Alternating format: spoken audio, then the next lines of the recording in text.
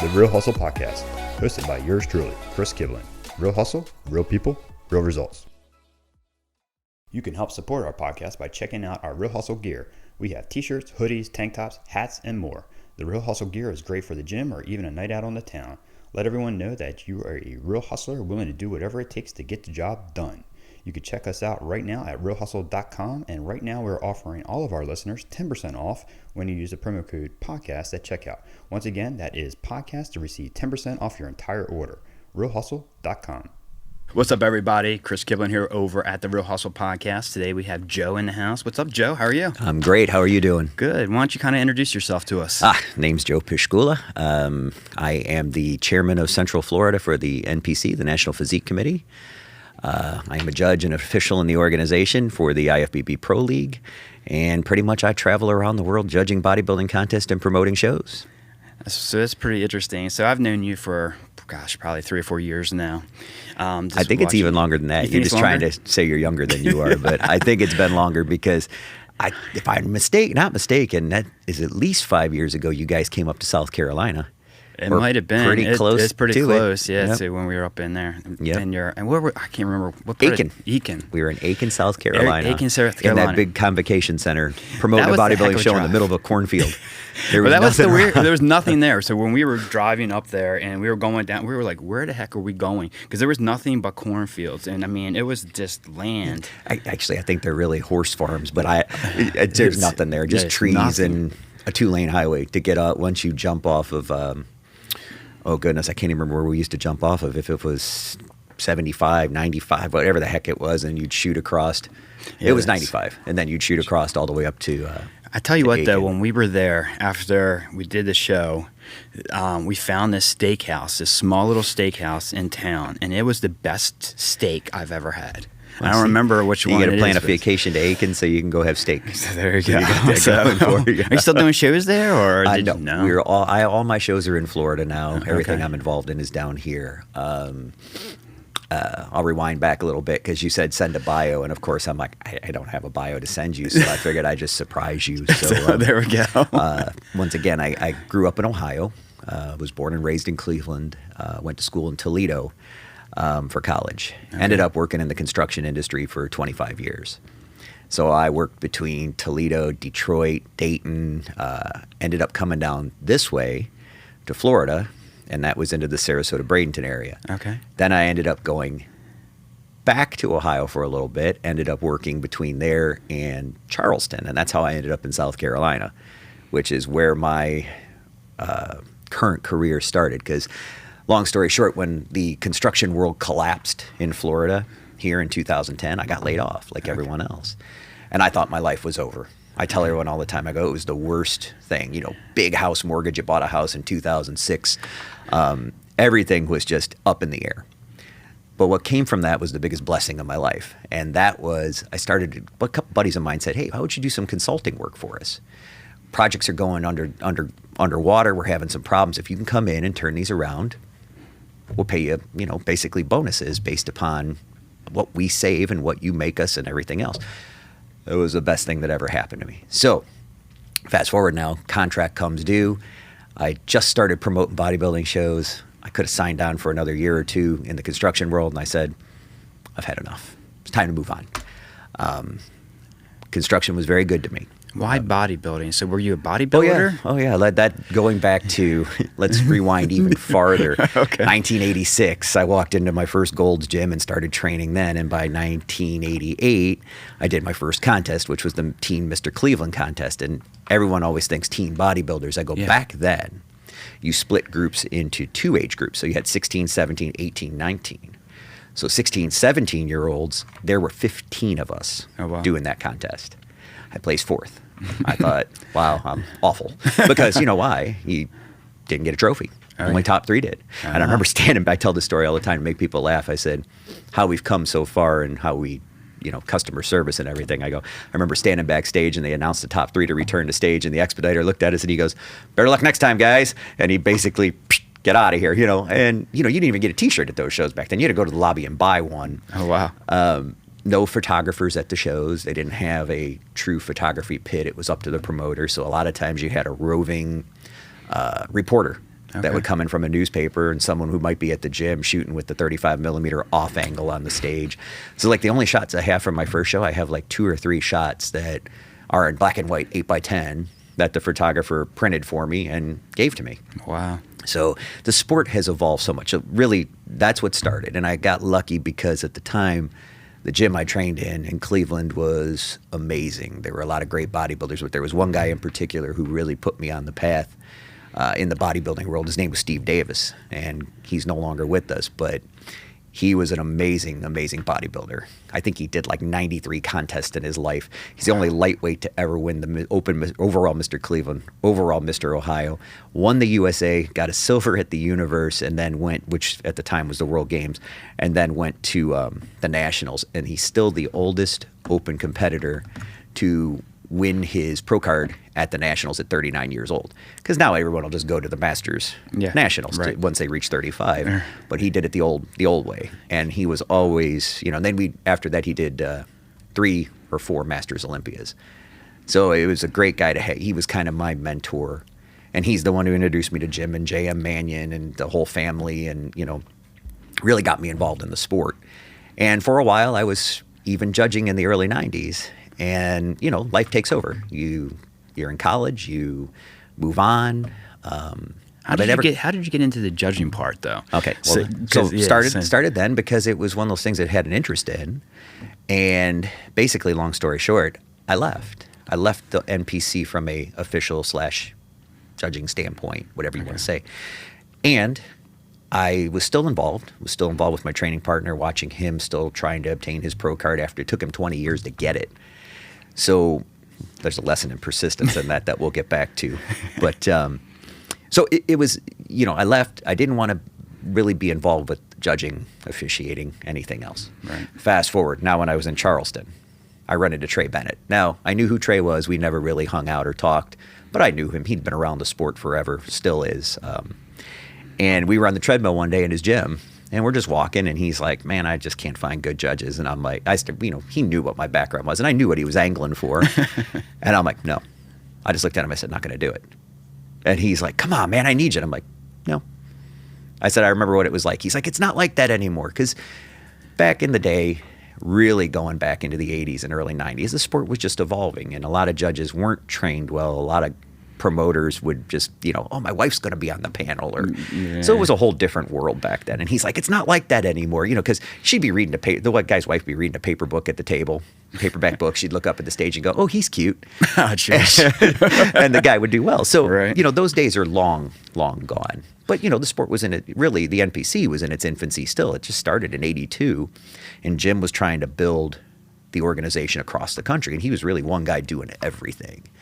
So, my hat's off to him, because he took it from that old-fashioned, AAU, you were in a gymnasium with the basketball hoop over your head with a floodlight standing on an orange crate, or basically a crate, and he put it on stages and evolved the sport and, basically got the Weeders to buy into the NPC as the official feeder to the Pro League here in the States. So by doing all that, he kind of was taking it off. So in the beginning, when I first started, it was still under... how do I say this? It was still getting through all those old habits. So once again, fast forwarding to 2013, 14, whatever it was, Trey was like, come on, man, come back. And I was like, no. And then finally he wore me down. And I went back in, sat down at the judging table after all that time. And I was with him at every show after that. He's like, you have to be with me. We started doing things to modernize and organize the state that he was in, which a lot of those things got adopted by the rest of the organization. We took him to the national shows. We did, basically computerized everything, put everything into spreadsheets, made the scoring so that all you had to do was enter the numbers as a statistician, and the numbers would pop and, drop the high, drop the low, organize us into placements. We took it from writing. Basically, the first time I went back to judging, you had a blank piece of paper in front of you. And however those numbers came out on stage, that's how you wrote them down, and then you scored them. So talk about that a little bit. Let's talk about the scoring system. Okay. Scoring system's really easy. Each judge, it's lowest score wins. So obviously you have 5 judges. Oh, you're right. And let's say, for instance, I see you on stage and you're first place. Everybody gives you a 1 across the board. Mm-hmm. Or let's say you got 4 1s and a 2.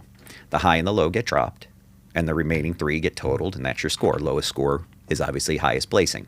Okay. So it's really not a mystery to how it works. I mean, it's Right. pretty simple. You have, like I said, you have 5 judges. We used to do 7. Sometimes we've done 9 at the Olympia when we judge that. It's 13 of us, I believe. I can't remember the number, but I want to say it's 13. It's 11 or 13. Depends on which division is on stage. Because that was my other question. Because there's been many times, and like as a spectator, I'm sitting there watching, right? And you've got 2 people, especially like the Olympia. I was at the Olympia this year, and you're looking at them. They're like, I mean, some of these guys are just so close. Oh, yeah. And you're just like, how the heck do you come up with a decision? Well, on your that? criteria has always been size, shape, symmetry, proportion, conditioning. Those are your 5 keys. And once again, everybody has flaws. The sport, bodybuilding is a sport that has no end to it. Right. So it always cracks me up because I always tell girls and guys, I go, you do realize you picked a sport where you never look in the mirror and go, I'm done. There's always something. There's so always even the something. best in the world, they come to you afterwards and they go, what can I do to fix this? And you're like, well, you got to do, add a little more upper chest. Add, so, if you remember the old movie Pumping Iron, when Arnold says, you need bigger shoulders, it's like an artist would slap clay on the deltoids. It's really what you're doing. You're trying to change your weaknesses into your strengths and bring your body into balance across the board so that it fits proportionately together. And of course, each division is different. Each one has separate criteria, really. But at the core of what we do, it's always those same 5 things: size, shape, symmetry, proportion, and conditioning. So really the trickiest part is I love when people say, oh, you judges made a bad call. We get that all the time. I'm sure. And my favorite part is I go, well, why don't you come down here and do this with me? Because it's easy to identify the winner. Right. Now you got to do it live, and you got to do it real time, and you got to put everybody in that class into placing. So a lot of times people will come and test judge, and they do it one time, and they go, this is not what I thought it would be. It's not my cup of tea. They don't like it. They don't want to do it. And it's tedious. It's a long day. I mean, when we did the universe here, or did it in Charleston, South Carolina, when we transferred it down from New York during COVID, it was 3 13-hour days nonstop. Wow. So each day was just judge all day, judge all day, judge all day. No break, one little break to go to the bathroom in the afternoon. Basically, you're right back at it. Right. So it is a long day. It's very detail oriented. You have to be on top of your game, wide-eyed and bushy-tailed and alert. And you have to love it. So for me, like I said, I came back. I jumped back into the judging thing with Trey. Then Sandy got a hold of me and took me to the national level. And then from the national level, they took me to the pro level. Jim did. And then his grandson, now Tyler, is running the organization. So Tyler assigns me shows all over the country, all over the world. I've been to England and Italy and, Wow. wherever they said. Now with COVID after that, now they've been trying to keep us a little more regionalized, but it's starting to open back up again. So that's why I said next weekend it's Atlanta. Then I go back to Columbia, South Carolina. Then I go to Miami. Those are all pro-ams each along the way. So do this just so our listeners can understand this. Tell us what the difference is, because not everybody knows about bodybuilding. Not everybody understands the differences. Tell us the difference between NPC and the IFBB. Okay, so the NPC is the National Physique Committee, was founded in 1982, and that is the governing body of the amateur organization. So that's for anyone who hasn't reached their professional status yet. Those are the contests that happen all around the world. Basically, the contests are what we call regional or local shows. Those have qualification systems. So what we do is you try to become nationally qualified, which is placing top 2 in your class at a national qualifying show. That makes you eligible to go to the national level. So the national level, we have, I believe it's 8 or 9 contests now around the country. So those national level shows, you have to qualify for that. That's the show where you can earn your professional status if you win. Right. Now, the IFBB Pro League is the professional organization. Basically, same concept. You have professional shows that are all around the world, actually. You win one of those shows, you qualify to go to the Mr. Olympia contest. So that's really the goal of the professional athlete, besides the fact that you can win money along the way, and it also helps their careers, whether they're trainers or they're models. We have so many different people in so many different walks of life that are professional athletes, but usually they're doing it because they know that publicity is going to help them in their career. Right. And once again, that's the goal, is to get to the Olympia. So that's the big that's the Super Bowl. The big enchilada. Yep, that's the one. That's the Super Bowl. That was an amazing last year when we were sitting here watching it in Orlando. I've never been, and we went, and it's definitely unique. It has grown so much, just like the Arnold Classic. That's probably the next biggest contest in the organization. And I went to the first Arnold Classic, and it was just in the auditorium. There was no expo. There was no, there were a few former Mr. Olympia sitting at tables in the lobby, and that was the extent of it. It was just a show. Now you go to the Arnold in Columbus, and the whole convention center area, there's the expo, and there's the shows, and there's, judo and karate and, gymnastics and cheerleading, and they have all these powerlifting tournaments going on. I mean, they really expanded the scope of that. And the same thing at the Olympia. It is, well, you saw last year, it expanded so much. Because the first one I went to, I got to think back in the time periods here. So we had it in Columbus, Ohio. I went to one in Chicago. I went to one in Long Beach, California. And then, of course, Vegas, the first time they did it at the Mandalay Bay. And it's always been evolving and getting bigger and bigger and better. And they start, the prize money continues. This past year, I think Jake Wood, who's the president of the Olympia, a lot. I think it was 1.2 million or something like that for the winners. It was split up amongst them. And I want to say the open bodybuilding was 400 or 500,000, somewhere in that ballpark. I think C-Bum, he got like 400,000. Yes, I believe Classic, I want to say theirs was up at least over a quarter million. It's grown so much, right. And really that wasn't like that years ago. So it's fun to, our bikini division, this was the first year I believe they went $100,000. And that's a lot of money. Yeah. So that was one of the things that I want, because I know there's been some new divisions added, like bikini, wellness, men's physique. Like as far as those, because those are all pretty new, right? Those categories. Yes, and obviously everything is rooted off of bodybuilding, right, where it started. Because that's really helped this sport a lot. Yes, well, it makes the sport, more inclusive. Right. The goal of any good business / organization is to make it so that more people want to be part of it. And I tell this story all the time. I say when bodybuilding was just men a long time ago, and then they started doing women's competitions, but it wasn't really until about the 80s that the women's competitions really started to ramp up. But when it was just men's bodybuilding, it was really that underground cult, big, large, hulking guys who, eat a lot of food, and, it wasn't for everybody. Then in the 80s, it kind of became a little more in vogue. More people competed. But it still was always what I called an underground thing, because you weren't getting the masses to join in on it.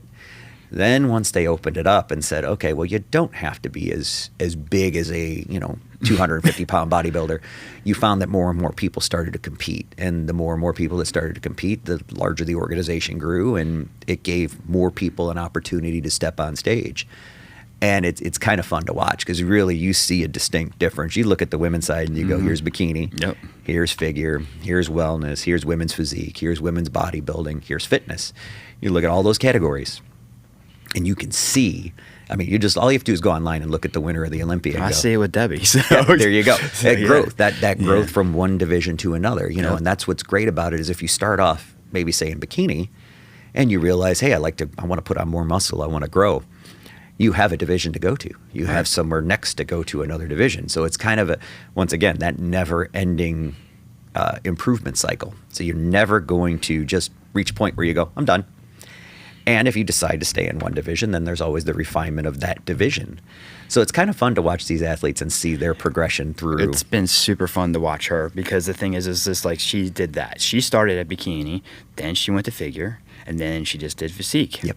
And I was like, I was kind of against physique, to be honest with you, because I was like, I didn't want her to get so big. Like, I didn't want her to be massive. Right. And it's funny, people say that all the time. And I go, really, if you look at our Miss Olympia winner, she's not massive. If you stood next to her, you'd be like, when you're just now on stage, does she look amazing? Well, of course, because you're dieted down and you're, those muscle insertions into the, joints and everything looks small and it makes her legs look gigantic. And you stand next to her and you go, she's not that big. Right. But it's an illusion, obviously, on stage. But women's physique is not. Now, if she would have said she was going into women's bodybuilding, then, that's obviously the most extreme of all the divisions for women, just like bodybuilding, open men's bodybuilding is. It's the division that we always say, it's kind of like, think of any other sport. There's always the extreme person that's going to take it to the hilt.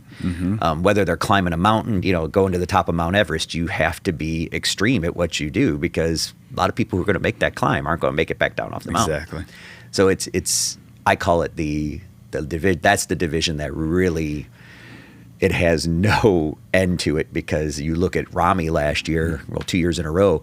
I mean, he's a 280-pound man on stage, peeled to shreds, and you look at him and you go, how much muscle can one man carry on a structure? Exactly, because he's a big guy. He's a very, very big guy. What's he, like 6'5"? I think. No, he's not that. No, he's not that tall. No, he's about 5'11". Really? Uh-huh. I thought maybe it's just because on stage he just looks 200. massive. Well, he's so big because most bodybuilders are 5'4", 5'5". I mean, they're really. It's a short that was kind of made for short guys. I used to have to say that all the time. Because they just look. I guess maybe when they're on stage, they just look a lot you always taller. Yes, a lot bigger. And I mean, the average bodybuilder is probably 5'7", 5'8". Okay, That's probably the average. So you're better off if you're smaller. Usually, if you're smaller, it's a little easier to build muscle. Probably because it's easier to push more weight because of a leverage thing. Right. I mean, but it doesn't matter. Every person in the sport can grow and change and do better, and that's why we always talk about, guys, don't get too hung up on the placing, because you're going to do better at some shows, worse at others. You're going to look better, look worse, but it's just a continual journey. And I always tell all of our athletes, I go, it's going to be a funny thing. Someday when you're 80 years old, you're going to look back at those photos and go, look how good grandma looked. Or, look how good grandpa looked. So yeah. So that was one of my other questions. What is the typical time frame for athletes that do the competitions? Like, do you have like a lot of one and doners? Do you have people that last a couple years? What do you it's think? funny you should ask that, because we see all different. You see a lot of people who do it just as that one time because it's a bucket list. Right? They go, oh my gosh, I really want to do a bodybuilding show. I want to see if I can diet for 12, 16 weeks. Right. And let me tell you, I say this in every time I have an athlete meeting. I look at the athletes in the crowd and I'll go, you're doing what 99.999% of the world can't do. And I explain that by way back in the day, I helped train some arena football guys, some Major League Baseball players. They come in the gym, you put them on a diet, after 3 days, they crack like eggs. They'd be like, I can't do this. NFL guys, I can't eat like this. So bland, chicken breast, rice, vegetables, that's it. Just nothing no on desserts, nothing on them, black coffee, water, to the point where you're dieting down and you're eating that tuna fish out of the can and you're just putting it in your mouth and drinking the water and swallowing it. Exactly. And it's not for everyone. But I go, when you can do that, you can do anything. And I explain that to our athletes all the time. But I go, it is so interesting to watch people. And, sometimes, like I said, it's a one and done thing. They're like, oh, I just want to do it one time, see if I could make it to the finish line. Others, we have people who compete years and years and years and years. And I go, it's just really, it comes down to what their goals are. And I think a lot of people, life takes over sometimes. So maybe they compete once or twice. Right. And then they realize this is very time consuming. It doesn't work with my job. It doesn't work with my family. That's the hardest part, I can tell you. Because last year I wanted to do the Sarasota show, and I actually did a peak week, and I went through everything. And we were going to do it, and I just couldn't pull it in at the last minute. It was just like I couldn't get there. And I have a very demanding job on top of this. Right. And so, and I do this. I do the podcast. I have a couple other businesses. And like, that's the hardest part. And my appreciation for anybody who does this now is like way more than ever before, because I see what they go through. Let me ask you a question. All right, seriously. Okay. Don't you think, and I say this to every athlete once again when I talk to them, I go, everything you do in the gym, everything you do on your diet, everything you do prepping for that show, if you take those skills, apply it toward what you do, I go, I've seen so many successful business people, just in their school efforts, in their personal relationships. I go, if you really focus and take those bodybuilding skills, and that's why I'm just going to ask you, how did it affect you? Because I go, I know what the answer is. It makes you successful. It makes you do good things with your life, with your relationships, with your family. Well, the discipline that you train yourself with, and the discipline that I see with, even with Debbie. I mean, that discipline when people, because I know a lot of people that go through the shows, talk to them, have done shows, and the discipline it takes. And I went, and I've told this story before, is I was in the Army. Mm-hmm. The Army was easier than doing a bodybuilding show because the discipline is 10 times tougher. People think, oh, boot camp was going to be oh, that's super disciplined.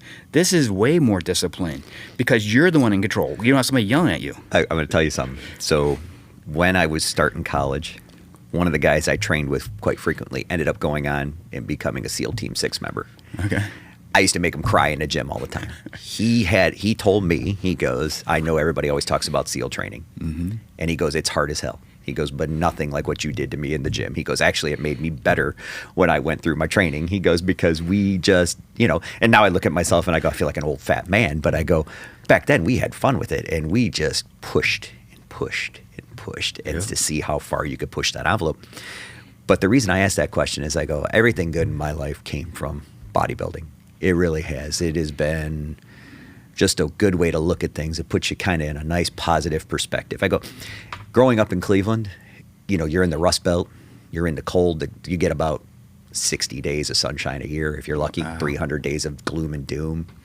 Most people are very negative. They're mostly immigrants from over in Europe. They came here with nothing. They don't make much money in their lives. They're negative on everything. They worked in the steel mills. So for me, bodybuilding was the out. That was the how do you turn your life around? That. So for me it was great. And I always tell people, I go, took that, what I learned, put it through school, put it through, career, construction, made good money in my life. I go, all those things came from, been married for over 30 years. I go, it's easy to, we all have problems. Nobody can go through life and say they don't have them. Right. But it's how you face them and how you make it work. That's the trick. And like I said, bodybuilding did everything for me. So I don't. Yeah, I wish I would have started a long, long time ago. But like going through it, and it's funny is because when Debbie will start competing and she'll get ready for going into training, I'm actually excited because I know like for me, I'm going to start eating better. It gets me more disciplined. Yes. And so like I'm not just falling off the handle, but like and I enjoy it. But you also know the struggle she's going to go through. Oh yeah. And you're being supportive. And on top of that, it makes you more understanding because and like I said, I've seen couples do it where both compete at the same time, which I think is very, very hard. Yes. I've seen, others where the spouse is never going to compete ever and thinks that the other one's crazy, but they still support them. So I go, it's such a fun sport as a people watching sport. I go, not just seeing people on the stage, but it's actually watching people's behaviors, their mannerisms, their tendencies, what they do. And I say to people all the time, they go, well, what makes a good judge? And I go, attention to detail. I go, really, you just got to pay attention. And when an athlete comes off stage, I've said this before too, I go, you have to be able to give them the reason why you placed them where you placed them. And if you can do that, then you did your job because you're going to tell them how to get better. Right. And, I just had a guy who he's a little upset with me because he got 9th out of 10, at the national show that we just judged, which was the Junior USA. And he wasn't happy with me. But I gave him an explanation of why. And he might not be happy with me, but now he knows what he has to do. And now he's fired up because he's like, all right, I know what I have to do now to bring things into the balance you want to see, to increase this body part size, that body part size, make this better, come in, better condition, do this, this, and this. So as long as you can explain that, but my job is to detail. So when I look at them, I can say, here's what you have or don't have.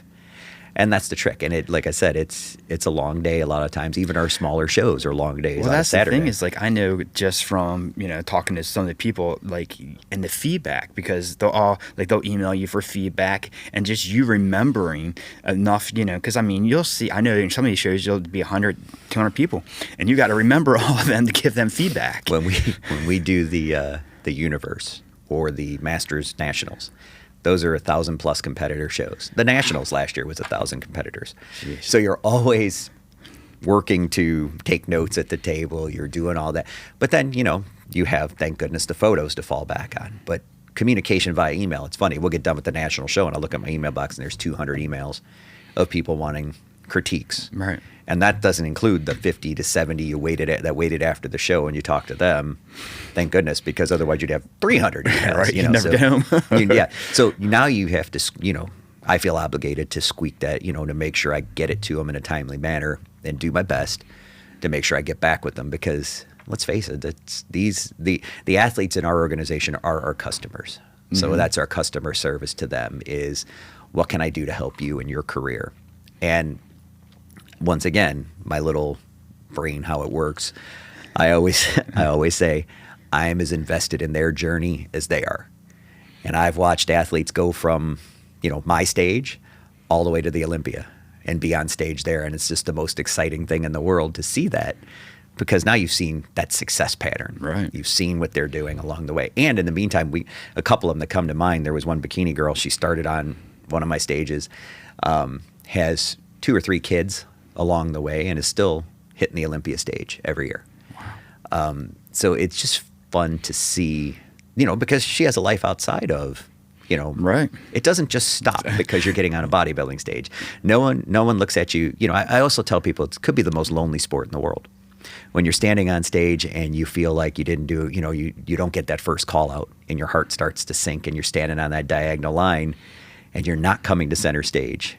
I go, what you don't realize is, or even if you win and you get called out, you're center stage, you win the prize, When the show's over, it's back to your normal life. That a moment of excitement, that's that thrill. It's like any other sport, although technically the sport is done in the gym and what you're doing is displaying your efforts afterwards in a performance.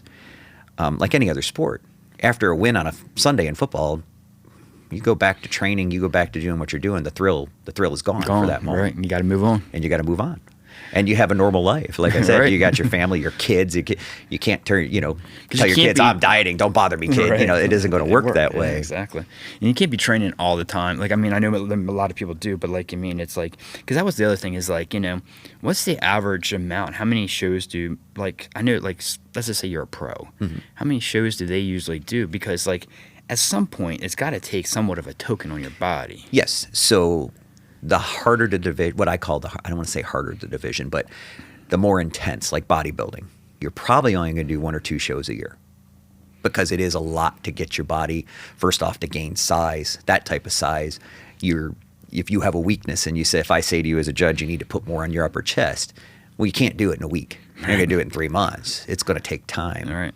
So to build that, to fix the deficiencies and then diet down. The dieting down can be brutal.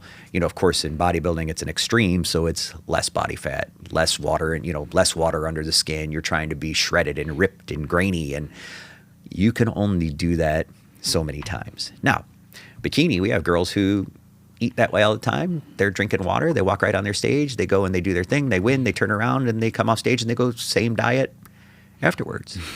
It's a level of conditioning, really, that makes it harder for the athlete to do more shows.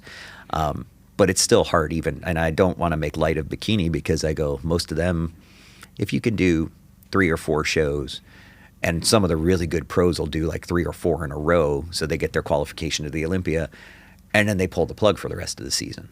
Because it's brutal for them too. Right. Every division, it's just a matter of extreme, like I say. So like a bodybuilding, you're going to get that shredded and that conditioned. It's going to take the hardest toll. But you can only do so many shows a year. You can't compete every weekend. No, you can't. Well, I've seen Debbie do back-to-back weekends, and I'm like, oh my God. Yeah. And it's just all right, is this over? Because you're just 2 peak weeks after each other, and I'm just the second peak week, I'm like, okay, I need to go stay at a hotel. Yeah, well, that can always happen too, but So I was like, it was, with her cutting and everything else, I was just like, wow, that's a lot. And so, but she's learned, and so we're like, okay, maybe this wasn't the best idea, but as far as that, but the size part, mm-hmm. As I see people who've competed and talk to people who competed, it's going to take them 6 months. It's going to take them 8 months to put on all that, because it just doesn't happen. That's a lot of conditioning, a lot of training. Yes. And you can't just, I'm here at the gym, I'm going to put on 10 pounds. It doesn't work. One of the things I tell athletes frequently, I go, when you want to put on 3 pounds of muscle, 5 pounds of muscle, that's a full year.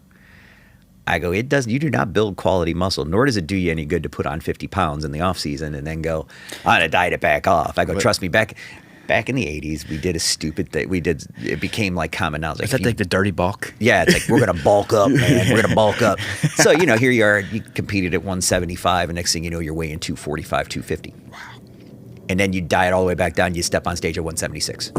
And you go, the hell did I just do? Right. Because really what you did was you just made yourself fat. Right. So I go, you can stay lean and still gain muscle, but it's slow. Muscle growth is slow. It's not something that, it just happens like that. Exactly. So you got to put in the time and the It food. takes years. It can take years. It takes years. Absolutely. And that's the thing that, like, I think a lot of times, and just talking from athletes too, is like the frustration that they'll have from not putting on the size as fast as they want to, or the time that it takes, and then they get frustrated because they didn't do well on the show or whatever.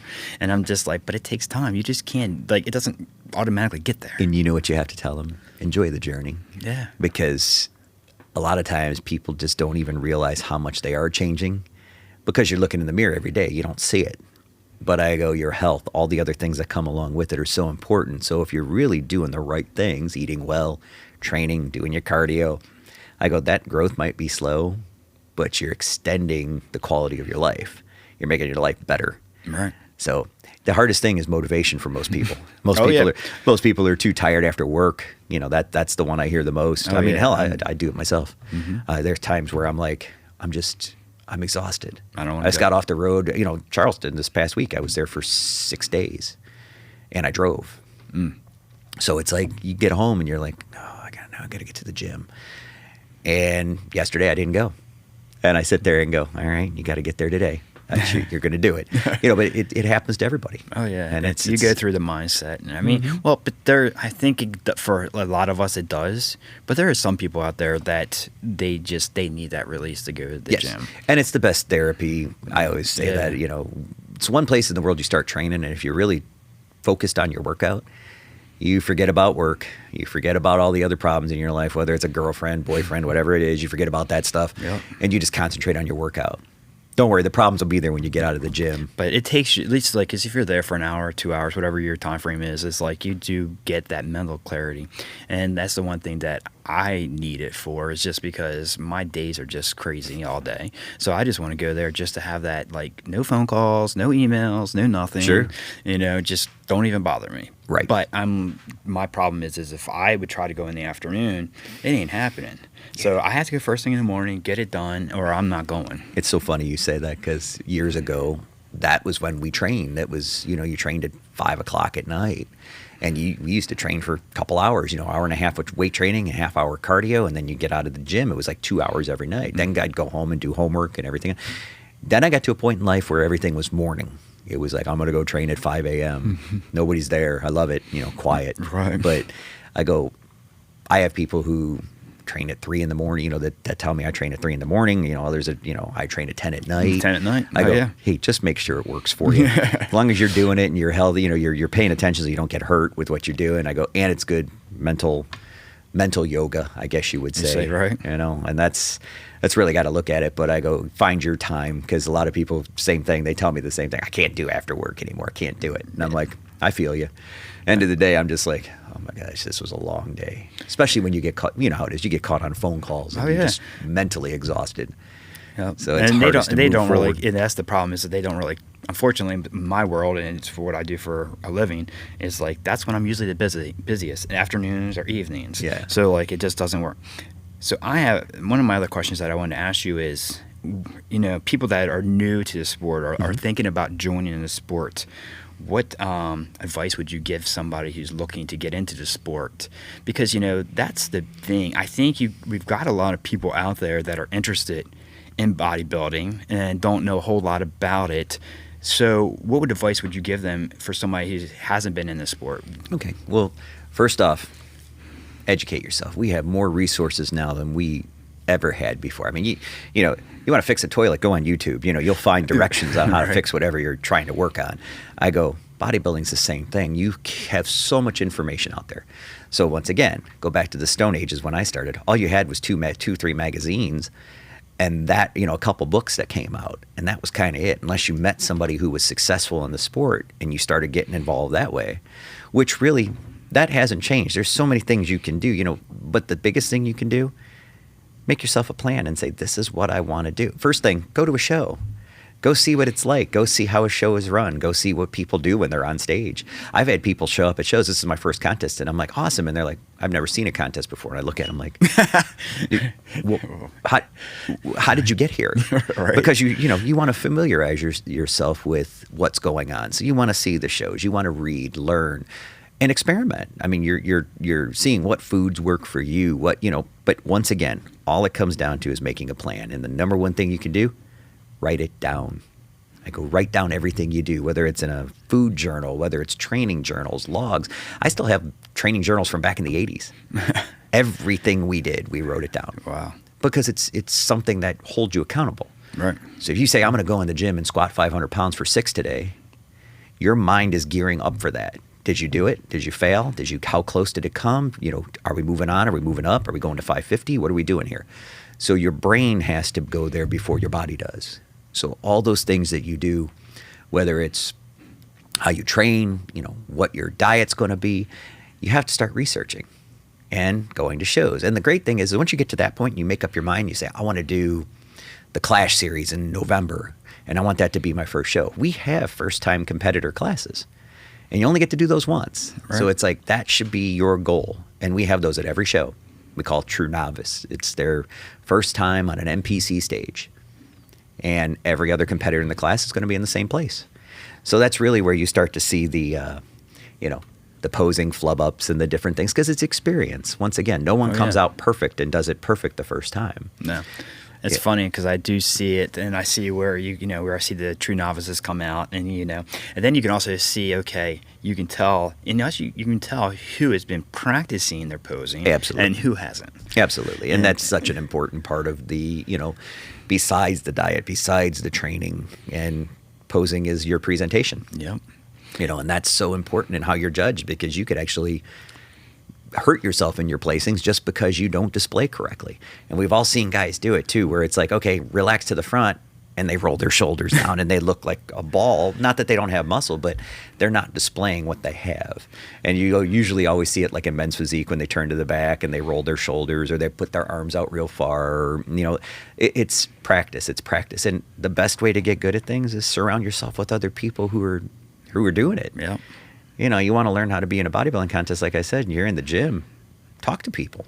They don't bite. Well, they might, but I always say that to people. Well, does he bite? He doesn't bite, does he? You guys offer free posing seminars and all that kind of stuff. So, I mean, there's a lot of stuff out there for them. And those are open to anyone. They don't cost anything. And we usually do 5 or 6. And then there's others that are not even what we call officially sanctioned NPC. Right. But I go, we have judges there. We have people there who you could just be interested in the sport and have no idea. And you could go to one and not even participate. You could just go to one and sit there and say, all right, let me see what this is all about. Mm-hmm. We have people who do that all the time. They're like, well, someday I'd like to compete. And you talk to them and tell them, usually it's the same path. Why don't you come to a show where you're training, see if there's someone there that we might know that might be able to help them. Because I was fortunate, like I said, I jumped into the gym and, here all of a sudden, within a year, I was training with the guy who was national level, pro, but I learned like a sponge. I mean, anything I could read, anyone I could talk to. And like I said, pre-internet, so it wasn't like you could meet pro bodybuilders, or see what they were doing during the day, what they were eating, what are they, you actually it's not all over Instagram or Facebook, no. Like it is now. So you had to go to like a show and see when a guest poser came in. I remember when Lou Ferrigno was making his comeback in the early 90s. It was like 90, 91. And you never had a chance. It was a guy in TV. Right. Once again, same scenario. You want to go meet him and talk to him. And once again, that's a whole nother subject, because I'll leave it at that, because we don't have enough time today. We're going to run out of time. But, let me tell you something. I go, certain guys you meet and you go, boy, I wish I didn't meet them. Okay. And they're not as helpful, but other ones will give you the shirt off their back to try and help you, because really we are a tight-knit group. Bodybuilding is such a weird little circle. Well, the thing is I think, and just from my experience with it, is everybody that's going through bodybuilding, they know what it takes to go through it and be on a show and be in a show. So like they all gel together and they understand what everyone's going through. We're a commonality of weird people. That's what I always say. Such and a it's small my group. people. It is, and it's my people. I always go, you put me in a crowd of thousands of people, I'm uncomfortable. You put me in a crowd of thousands of bodybuilders, and I'm a happy clam, because I know what most brains are thinking. I know how to interact with people in our world, because we're all our own little, like I said, our own little group of misfits, I guess is a nice word to use, but no, we really definitely it's a mindset. Yeah, it is. And absolutely. I go, Most people go in and they train and they lift a weight and it starts to hurt and they go, I don't want to do it. In our world, it's like you lift a weight, it starts to hurt. You're saying, I want to do more. And that's just, it's something in the psyche of how we think that kind of intertwines us all together. And that goes across all the divisions. Yep. And it's just because they all, I mean, everybody, it doesn't matter if you're, bodybuilder or classic physique, whatever, even into the women, it doesn't matter. So it's like, it's everybody. It's just funny because like Debbie and I will be sitting there, we'll be at the gym and I'll be like, do you see this new muscle? You see this vein? And it's like, and I know, and like most people are like, what the hell is wrong with you? But I mean, and of course I'm biased. I mean, to me, there's nothing like the NPC. I go, the level of competition, the quality in the bodybuilding world. Because there are other organizations. I was going to ask you about that. What makes you guys different between the other? Well, I always go, it's the level of true competition. I go, because there's other shows where people go and, you'll see, I call it the social media post.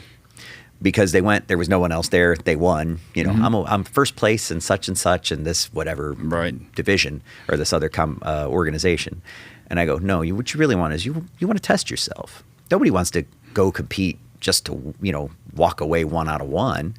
You want to beat people. I go, we're all competitors. I say it all the time. That's why, we always throw that it's all about, you versus you. But I go, really, the fact of the matter is we're all competitors. So we want to win. We all have competition in our...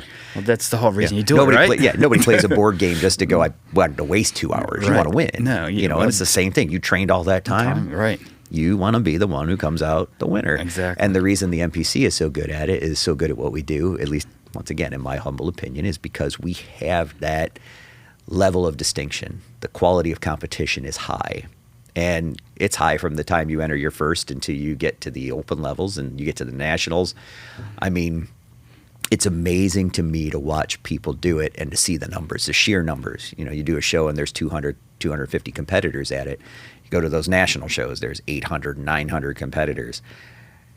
Everybody does it, and I say the NPC is the best because we are the road to the Olympia. That's why I always think it's the best, is because obviously the Olympia is, like I said before, the Super Bowl. That is like the mecca of bodybuilding. And we can thank Joe Weider for that because, like I said, it was the AAU, and when Jim started the NPC, he became the official United States organization for the Olympia, or for the Pro League, I should say, to get to the Olympia. Everybody wanted that route because that's really the ultimate test. I mean, that's the best of the best in the world. Right. Those are our gold standards. So it was always fun to watch how the NPC has grown.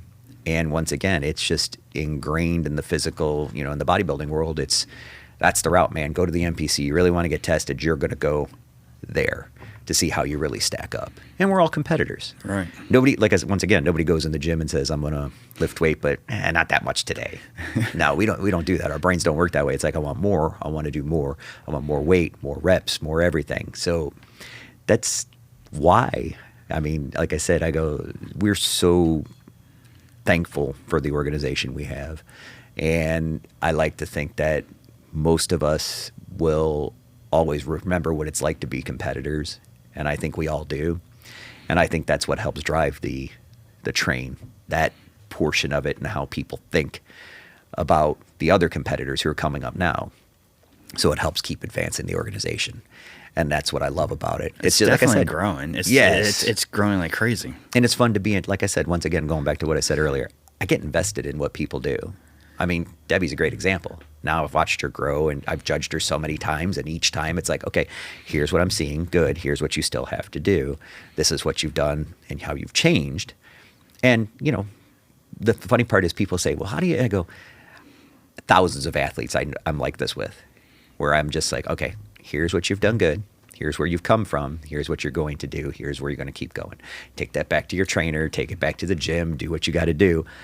And I'll see you the next time. Right. I think it does help them, and like just watching from her, because now she knows what to do and she's got that feedback. Okay, I know I still need to work on this, or I know I need to add more size, or whatever it is. Right. So now, not only are you a judge, but you're a promoter because you have your own shows. Sure. Called the Klash. Correct. So tell us a little bit about that, because like that's got it. I mean, not only are you judging, so you're going and running into all these different places to be a judge, but you got to promote these shows, and I'm sure that's got to be a ton of work. That's the full-time job for me because that's my daily work. Between the marketing portion of that, which is not just social media, but also going and meeting with people, talking to people, going to gyms, meeting trainers, doing the posing clinics, those things you're doing in between the times you're out on the road judging, which you're also promoting when you're an official for the organization. When I'm, wherever I may be, I talk about my shows. I find it important because I feel that I've built a nice show that I like to give certain awards and things that others didn't do. And now I'm starting to see other people follow suit, which to me is good because that to me puts it in the athlete's hands. We want them to have better awards, better venues, better everything.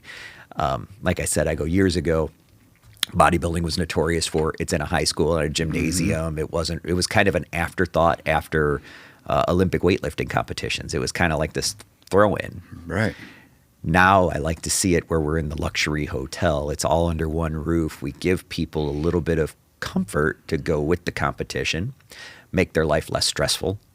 That makes a huge difference, by the way, just from watching what she's done. When you have the venue and the hotel in the same spot, the host hotel, and everything's there, the tanny's there, the makeup's there, like it's a lot less stressful. But when you got a venue and then a hotel that might be a couple miles away or whatever, somewhere else, and the tanning somewhere else, makeup somewhere else, you're driving all over the place. But when it's all underneath one thing, I know that like it's a huge difference. The whole goal is to make things less stressful and more of an experience. And I say that's really what you'll take away from these shows.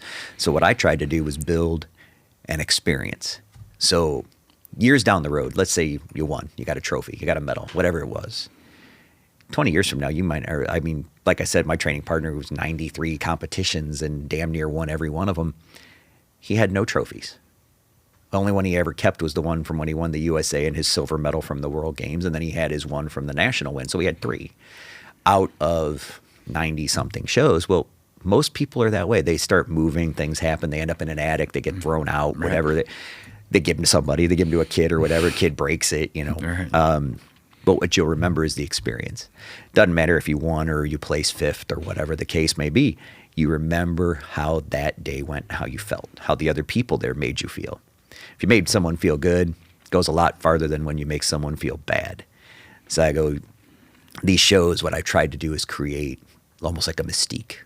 Like, okay, I've done other shows. Why is this one so much better? And not putting anyone else down. That's not what I do. I support all of our promoters because I think they're all unique in their own way. It's just I want to do things a little differently for my own self-edification. I want athletes to feel like nothing makes me happy. I'll say this. Nothing makes me happier than when an athlete comes to me and says, I did the Klash 8 years ago, 7 years ago, and it's still the best show I've ever done. That to me is my reward because I left an impression on that competition, that experience for them. And they're going to remember that the rest of their lives. And that to me is what's important. The trophy, paying their way to the nationals, buying them a big championship ring, right. The watches, all the bells and whistles we give to these guys. That's all nice, but it's the actual experience and how they felt that day. And like I said, it's not just the winner. It's every person in the show. I want everyone to walk out of there with a smile on their face. So if you kind of put that as your game plan, like any other business. It's all customer service, relationships, how you treat people. You got to do the right things. And once again, I don't know how much time we have left, but I always say this. When you do the right things, it always comes back to you. Everything else falls in place. Success, money, however you want to look at things, all that comes into play if you just do the right things instead of chasing something that might not be the right thing, the right goal. Right. So that's how I look at it. But those shows now for me have been... You have how many? Because you do 3 or 4? I do actually two Klash shows, but I also work with Shannon Day as a consultant for the Girl Power show, which is the all-female show. And it's kind of a unique...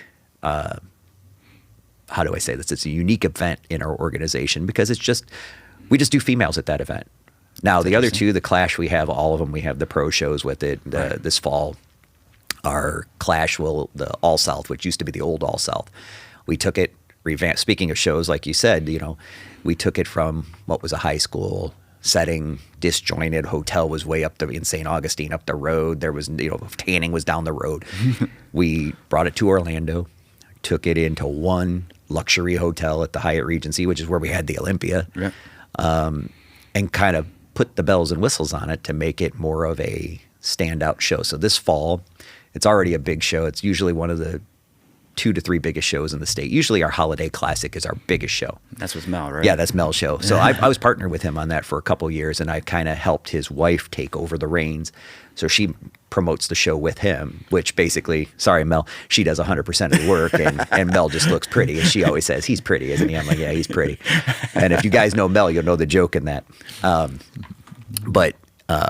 So that's usually our biggest show. And the Klash is usually, the All South is usually right behind it, is the second biggest in the state. And of course the Tampa, Tim Gardner's Tampa is huge every year. Pro. And that one brings them, I think, more pros than any other show in the country or around the world probably. So Tim does a great job with that show.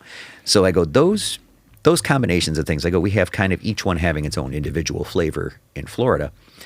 But I wanted to make the November show even better. So this fall we added pro wellness and we put a $10,000 purse on it.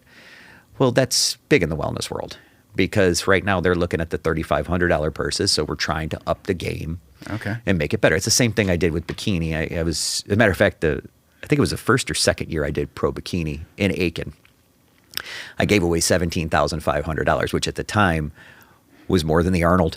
Oh, wow. And yeah, that didn't work so well for me because then it was, you can never give away more than the Arnold ever again. You have to always stay under that tier because it's a different level of contest. And I've always felt like if I can get the sponsor money, I just turn around, I just give it right back to the athletes because I go, it's just, once again, it's part of, and I love when athletes go to me, the pros, they'll go, well, the money's great. And I look at him, I go, what do you mean it's great? I go, you have bills to pay just like anyone else. Of course you want money. Don't lie. They look at me and they laugh and I go, I know most people don't, their goal really in bodybuilding is to get to the Olympia. But once again, we all have lives. We have food, we have, rent. So you got to make some money along the way. But I'm really excited about November because this wellness is new for us in the organization. It's just getting off the ground, it's doing well. And I kind of want to make sure we give a little bit of extra love to them this year. And that's right before, obviously, the Olympia. Right. So it'll be the first week of November on November 5th. So if y'all want to know about that, make sure you check out the website, www.theklash.com, and that's Klash with a K. And once again, I hope to see everybody there at that show, and I'm sure I'll see everybody along the way as we go through this year. For all the bodybuilders out there, for the people who aren't in bodybuilding, you should come to a show and experience it anyways, just because it's a unique experience. It's definitely, it's a whole different level of like-minded people sitting together watching a show. It's good motivation. So once again, you asked what potential competitors can do, and I said come to a show. Well, one of the biggest reasons to come to a show, not just to see how it's run, but also it's motivation. You look up on stage and you see, well, that's the class I would be in. How do I look? How do I, take an objective look at yourself and go, oh, I got a lot of work to do. It's a motivation to get you. Or you look at it and go, man, I know I could be competitive in this class, and it's just lights the fire in you to even train harder. So go to the shows. We have, like I said, we have 40 shows in the state of Florida for the NPC and the Pro League that are combined. Go to www.floridanpc.org, and you can look at the whole schedule. It'll link you to every individual show, and they're all over the state. So you don't even have to travel far if you're in the state of Florida. And then around the world, you can go to npcnewsonline.com, and you can see every show in the country each weekend as they're coming up, and it'll have links to every show as well. So there is always something out there to go see and to experience and be part of. So I hopefully, if anything comes of me talking to people, it's that they go out and they try something new. And especially if you're like, I want to compete, I don't know what to do, go to a show and start to meet people in your gym and talk to people. That's the best advice I can give to someone. What other questions we got, man? We're going to run out of time. These guys are going to throw us out of here. Yeah, I think that's pretty much it, unless you got some more advice. The only other thing that I really kind of wanted to ask you, because you've been a judge on the Olympia, right? Mm-hmm. Yeah. What was that like? Give me some, growing up, I'll say this. Growing up as a kid. We'll finish this up. Yeah, growing up as a kid, that wasn't even a thought in my brain.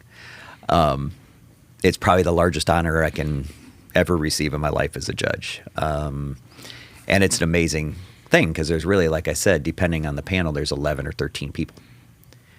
And each year I never take it for granted that they're going to ask you back because we have judges all around the world. Right.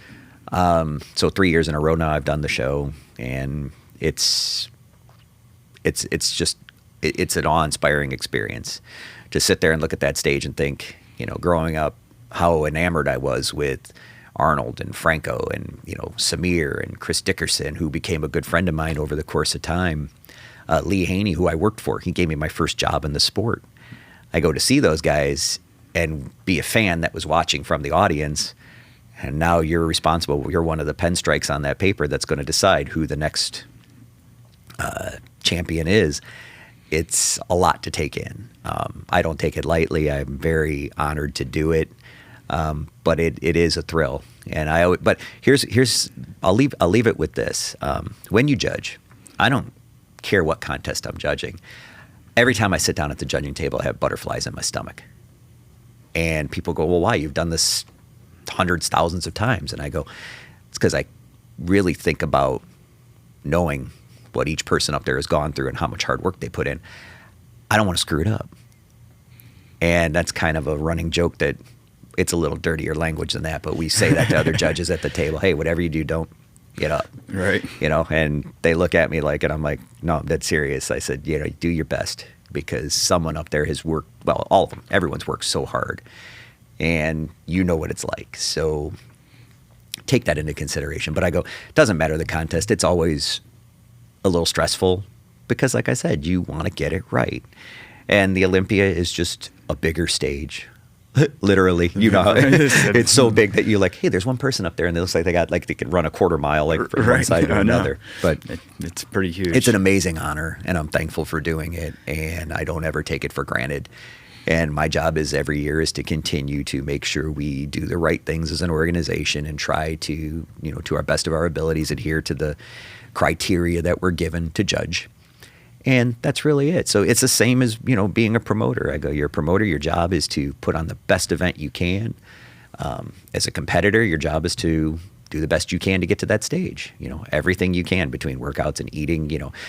The best competitors aren't the ones who go, well, I fell off my diet for a week and I decided I was still going to do the show anyways. No, it's the one who stuck to their diet the longest. It's the one who pushed the hardest. And in the bodybuilding world, I call it the suffering. I go, who suffered the most? That's probably the guy in the best condition on the stage, the one who suffered the most. John Natashak and I have that joke. John's a judge down in the South District. He won the Mr. Universe, was one amazing bodybuilder in the early 80s. And we always go, guys got to suffer more. And you know what I'm talking about, where you're like, man, I'm really hungry. And I'm out of food I'm done for the day. I don't get to eat anything. I'll drink some water and go to bed. Like 1,600 calories or 1,700 calories, and you're like, that's it? Because it goes by. You'd be amazed at how fast, and your metabolism's revving so high, and you're doing all the cardio and doing all the other things. And don't go very far. No. And you're starving. And you're like, All right, sir. Well, I appreciate you coming out. I appreciate you telling us a little bit more, because this is always something that's been kind of exciting and watching and learning more about. And, it's been super fun just seeing it the past 5-6 years, whatever, how long Debbie's been doing this. Yeah. But it's definitely a fun thing. And like you said, it's very... for me as a spectator, just getting to know, it is a small world. Yes, and it is. And it's like, and I love going now, and I enjoy it. So like when she's telling me, all right, we're talking about doing another show, I'm like, cool, because I miss seeing people. I can still remember the two of you sitting in the stands in Aiken, South Carolina, and I was walking up the steps, and I stopped and talked to you two, and you were sitting in the bowl, like watching the show, and you were just enjoying yourselves, just.